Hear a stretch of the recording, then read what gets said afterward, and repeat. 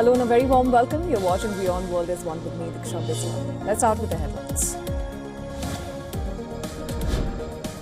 We're not flying anymore with 18-hour flights every time we want to see a piece of paper. We're doing it telephonically, and it's very nice. Donald Trump says talks with Iran are now being held by phone after cancelling trip for negotiations to travel to Pakistan. It says that Tehran must abandon any nuclear weapons ambition to reach an agreement.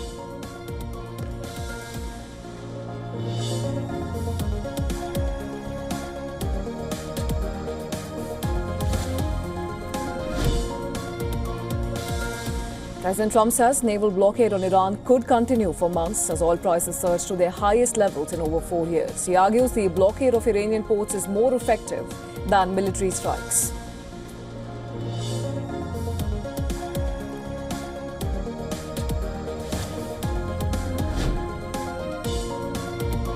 US War Secretary Pete Hegseth grilled over cost of war in Congress, saying the 60-day Iran conflict has cost under $25 billion so far, while dismissing concerns over depleted US munitions as propaganda for enemies.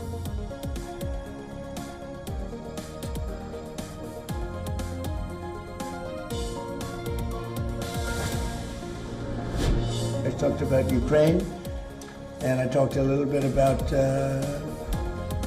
Iran. I talked about a few different subjects, mostly about Ukraine, and we had a very good conversation.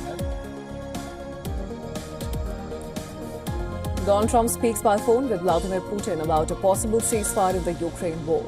Describes the call as positive and says he proposed a limited ceasefire, adding that Putin might consider it.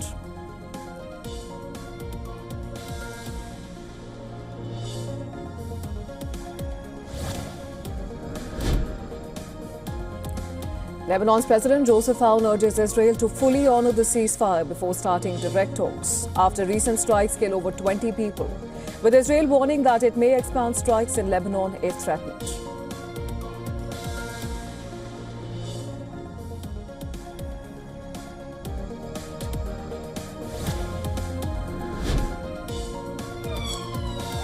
UK police treat North London stabbing of 2 Jewish men as terrorist incident. Both victims are in stable condition. A British man born in Somalia arrested on suspicion of attempted murder after trying to stab police officers as well. Arrest on suspicion of attempted murder. Do not have to say anything may harm defense still mentioned. New York City Mayor Zohran Mamdani says King Charles should return the Kohinoor diamond. The comment came before a 9/11 memorial event where he met the British monarchy briefly. India has long sought the diamond's return from Britain.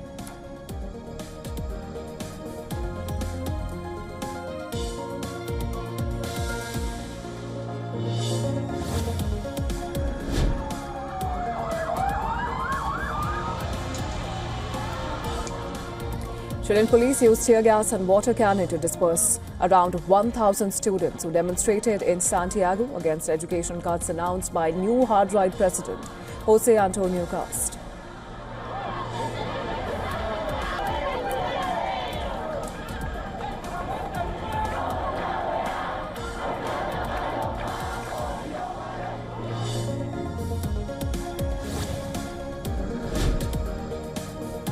The US Federal Reserve held rates steady for the third consecutive meeting on Wednesday.